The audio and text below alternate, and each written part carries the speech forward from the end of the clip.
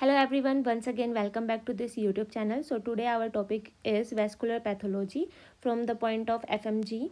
So let's begin to discuss it. So here, as we know, this is the blood vessels, and we all know the blood vessels the contains the tunica intima, media and adventitia. Tunica intima is the innermost layer, and in the tunica intima we have the endothelial cells are there, and the markers for endothelial cell is CD34 positive, as I already tell you this in the first lecture of our pathology series. So endothelial cells marker is CD34 positive. Now next one is this is the endothelial cells, and in endothelial cells these were the Weber palette bodies. So for Weber palette bodies, and if in the question it asks the what contain the Weber palette bodies, so we can remember it like this: W stands for the von Willebrand factor, and palette P stands for the P-selectin. So Weber palette bodies contain von Willebrand factor and P-selectin. Now next one is the vasculitis, means if there is a suffix itis, it means the inflammation is going in the blood vessels, as it is vasculo, so blood vessels, so inflammation is going in blood vessels, and itis means inflammation.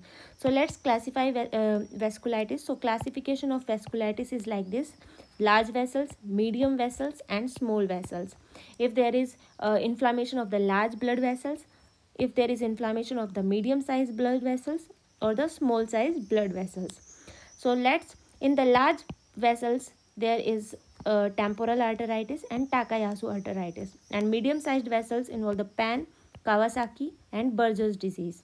So let's begin about the temporal arteritis first. So in temporal arteritis, the other name for temporal arteritis is giant cell arteritis. So for this we have to remember at least the 5 questions about temporal arteritis. So temporal arteritis, most common vasculitis, it is the most common vasculitis in adults, and the most common vessels affected in this is superficial temporal artery. As we seen in this photo image, superficial temporal artery we see. So the most common vessel affected is superficial temporal artery, and the most common symptoms is localized headache. Symptom is localized headache. And fourth question is what is the most common specific symptom. So here is the specific symptom, not the most common symptom. Most common symptom is the localized headache, and most common specific symptom is jaw claudication. Please remember this question, that most specific symptom is jaw claudication. After this, fifth question is like it also involves the other vessels like the ophthalmic artery, which causes the, if we do not treat the ophthalmic this temporal arteritis, then it causes the blindness also. For the prevention of the blindness, we have to give the patient prednisolone. And next one is on the microscopic examination we see the granuloma, the giant cell is present. That's why this disease, temporal arteritis, other name is giant cell arteritis. Why? Because on the microscopic examination we see the giant cell. So this is the microscopic image. So as we see here, there is a horseshoe shaped granuloma. So this is the, as I draw here, this is the giant cell arteritis. So this is about the temporal arteritis. Next large vessel inflammation is Takayasu arteritis. So Takayasu arteritis, the other name is aortoarteritis, aortic arc syndrome and pulseless disease. So why there Takayasu arteritis, other name is aortoarteritis, aortic arc syndrome or pulseless disease? Because the most common vessel involved in Takayasu arteritis is aortic arc. That's why this disease name is aortoarteritis. So most common vessel involved is aortic arc, and most common is subclavian artery, and the least common is the coronary artery. Please remember this also, that the most common is subclavian artery and the least common is coronary artery. So in this basically there is intimal thickening is there. So intimal thickening is there, and if there is intimal thickening, then there is unilateral pulse or pulse is absent. That's why this disease other name is pulseless disease. So here the other name for Takayasu arteritis is pulseless disease, because there is intimal thickening, because there is intimal thickening is there. Due to intimal thickening there is absent of the pulse or weak of the pulse. That's why pulseless disease is the other name of the Takayasu arteritis. So these two diseases were the disease of the large blood vessels. So large blood vessels disease were temporal arteritis and the Takayasu arteritis. Now move on to the medium sized blood vessels. So medium sized blood vessels involve the polyarteritis nodosa, Kawasaki disease and the Berger disease. So first take the polyarteritis nodosa. Please remember these points very carefully. We have only 5 points related to polyarteritis nodosa. Means these were the most important 5 points, not only the 5 points. Many points were also involved, but these were the most important because there is one disease in the small vessels which is opposite to this polyarteritis nodosa. So first learn about the polyarteritis nodosa. So it involved the medium vessels, that's why it comes into the medium vessels. So it involved medium vessel, so it is the medium vessel vasculitis. Okay, second question, all medium vessels were involved into it except the pulmonary circulation, So all medium sized blood vessels were involved in the polyarteritis nodosa except the pulmonary circulation blood vessels.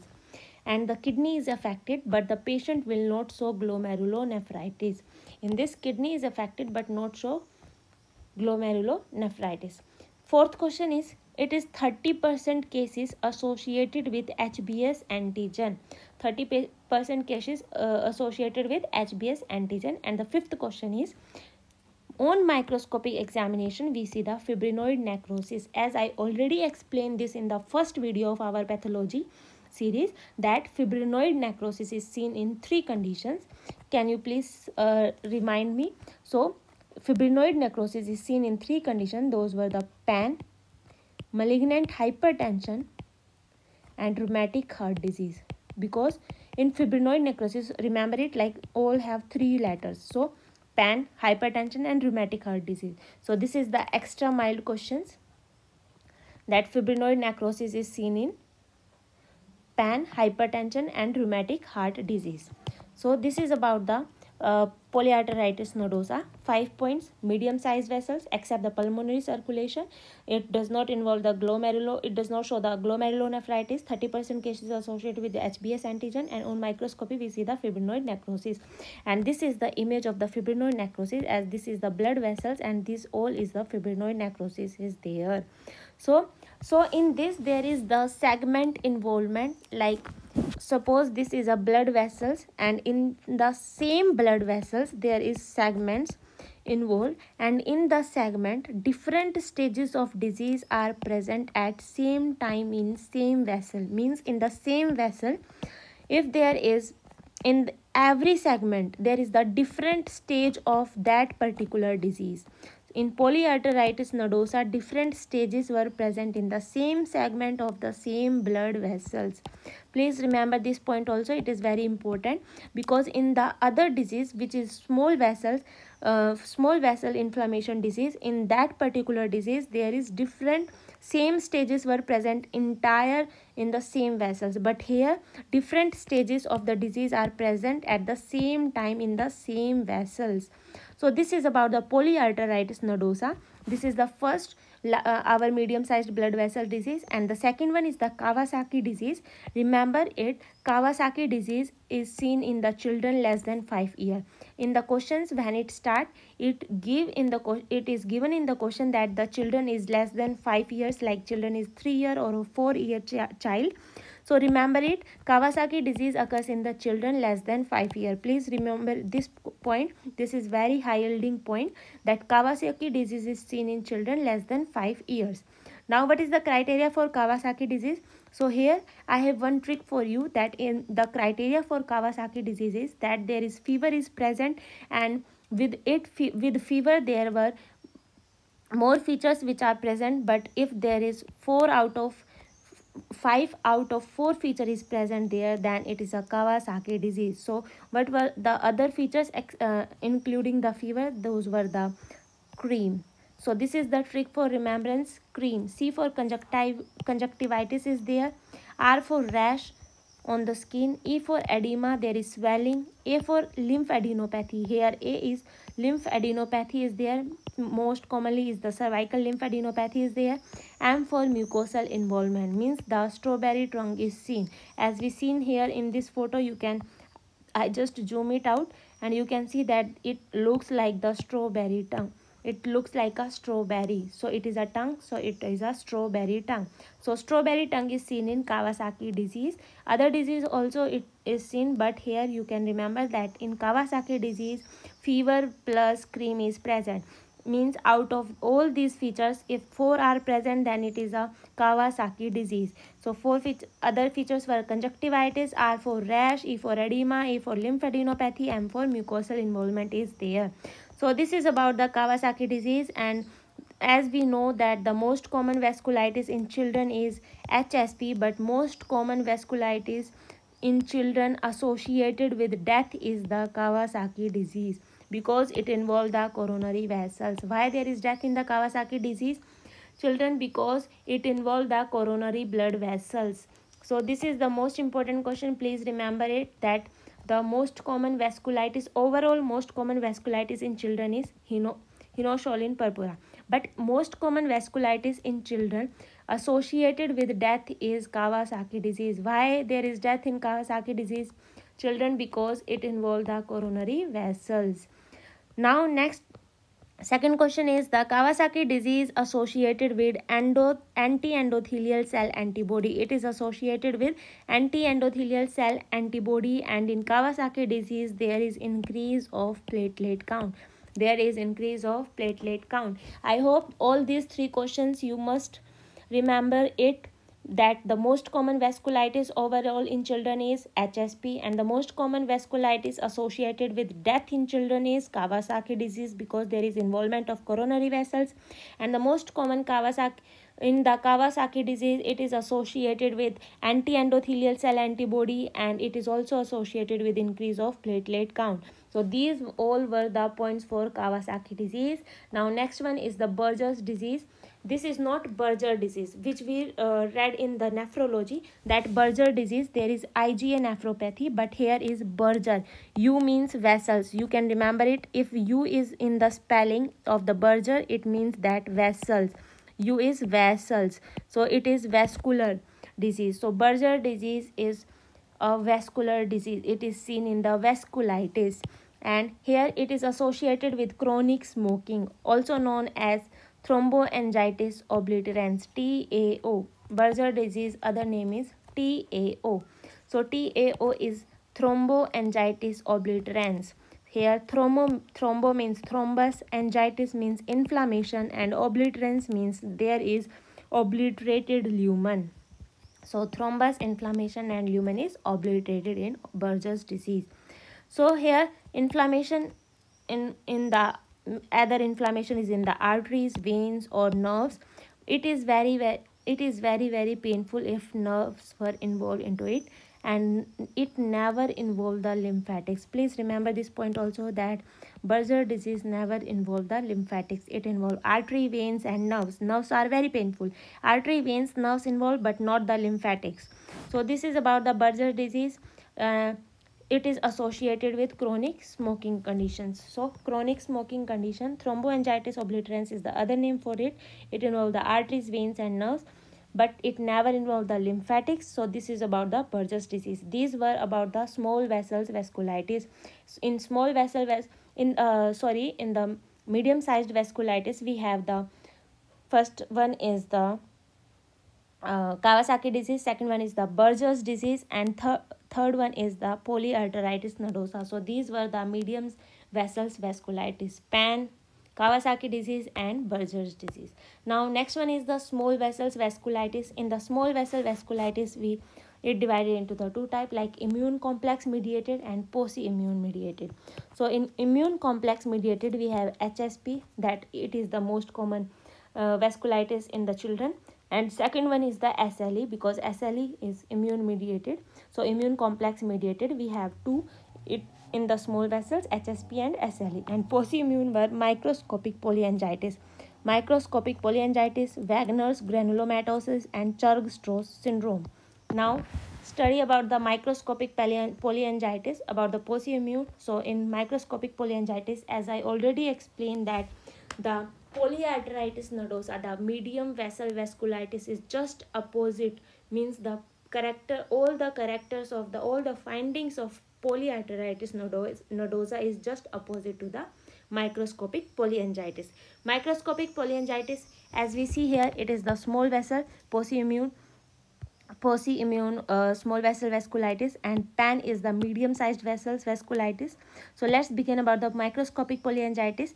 As we know that in the polyarteritis nodosa there is medium vessel involved, so in microscopic small vessels were involved. Pan involve all the medium vessels except the pulmonary circulation, so here the microscopic involve the pulmonary circulation. It involves pulmonary circulation vessels also. Next one, in the pan, it does not involve the it is not associated with glomerulonephritis. Here, microscopic polyangiitis is associated with glomerulonephritis, and the polyarteritis nodosa is associated with hepatitis B surface antigen, but here it is not associated with hepatitis B. And in the pan, as we see in the pan, we have the segments, and all the segments shows different stages of the particular disease in the same vessels, but here all segments shows the same stage of disease. Here all segments shows the same stage of disease. So this is about the microscopic polyangiitis. Second one is the Wagner's granulomatosis. So Wagner granulomatosis is also known as granulomatosis with polyangiitis. It is also known as granulomatosis with polyangiitis. So in this there is Wagner's granulomatosis. We have one triad for it. So in triad we have the blood vessels. It involves the blood vessels, small blood vessels. It also involves the kidney and lungs. If only the lungs were involved, then it is known as limited Wagner granulomatosis. But here it involves blood vessels, kidney and lungs. Blood vessels, kidney and lungs. So this is the Wagner granulomatosis. With blood vessels, kidney and lungs involvement, there is also strawberry gums were seen, otitis media is seen, and nasal septal perforation is also can be seen. So this is about the Wagner granulomatosis. I hope you got all the points which I want to tell you. Now next is the Churg-Strauss syndrome. Churg-Strauss syndrome. So here is the Churg-Strauss syndrome, which is the post-immune. The third one, small vessels involvement. So in Churg-Strauss syndrome, it is associated with increase the eosinophil. In Churg-Strauss syndrome, we have increased the eosinophils. And this is the only point about the Churg-Strauss syndrome from the point of FMG. So from the point of FMG, we have to just remember that Churg-Strauss syndrome is associated with increased eosinophils. It is associated with increased eosinophils. Now, what about the post-immune? As I told you that post-immune include all these three, Churg-Strauss syndrome and these Wagner's and micropolyangiitis. All this involve the post-immune. So what does post-immune means? So in post-immune we have two types of PNK and CNK. So it involves the PNK or CNK because post-immune is associated with NK, anti-neutrophilic cytoplasmic antibody. It is associated with NK, anti-neutrophilic cytoplasmic antibody. So in NK we have CNK and PNK. So now their name is C for cytoplasmic and P for perinuclear. Cytoplasmic means PR3NK, and for PNK we have MPO.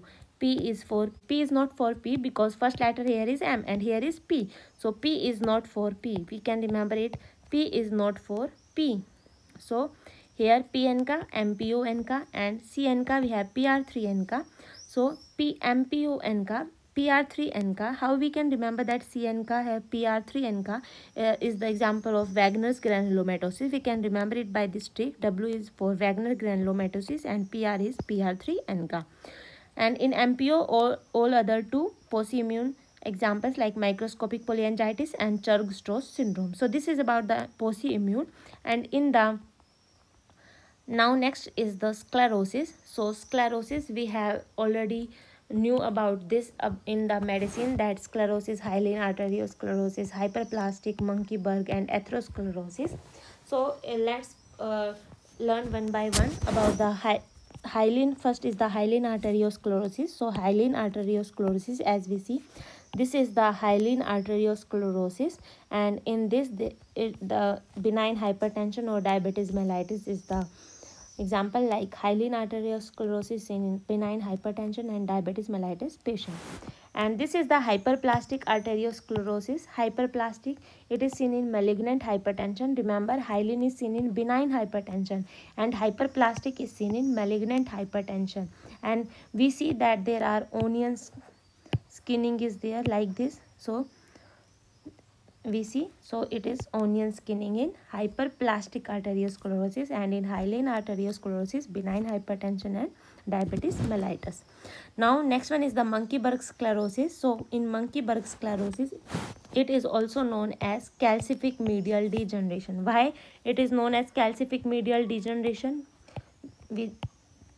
So basically medial means the medium. So tunica intima media is the middle part of the blood vessels, that is the media. So tunica media's involvement is there, so that's why medial. Calcific means calcification is there, and degeneration means seen in the old age people. So Monkeyberg sclerosis is seen in the old age persons. So other name is calcific medial degeneration. We can see easily in this that there is calcification is there in the medium of the blood vessels, not in the lumen.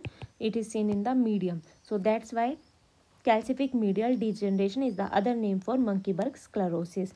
Now next one is the atherosclerosis, and atherosclerosis is the fatty streak. Plaques is seen, and the location for the plaque is subintimal, means subintimal location of the plaque is there, and it involves the parts fibrous cap and the lipid core is the two parts. So as we see, this is the lipid core as we see, and it is subintimal. It is subintimal, and here is the fibrous cap. Here is the fibrous cap.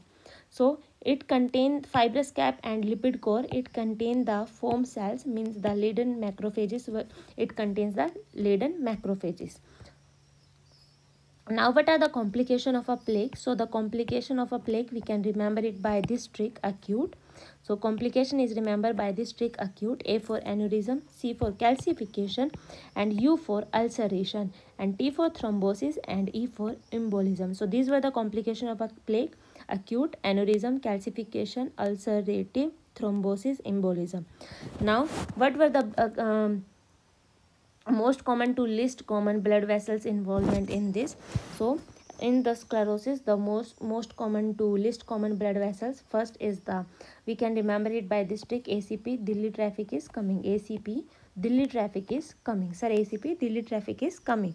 So A for abdominal aorta, C for coronary artery, P for popliteal artery, D for descending thoracic artery, I for internal carotid artery, and C for circle of Willis. So this is the order of the blood vessels involvement. Most common blood vessel involvement is the abdominal aorta, and the least common is the circle of Willis. Now after this, we have to study about the vascular tumors.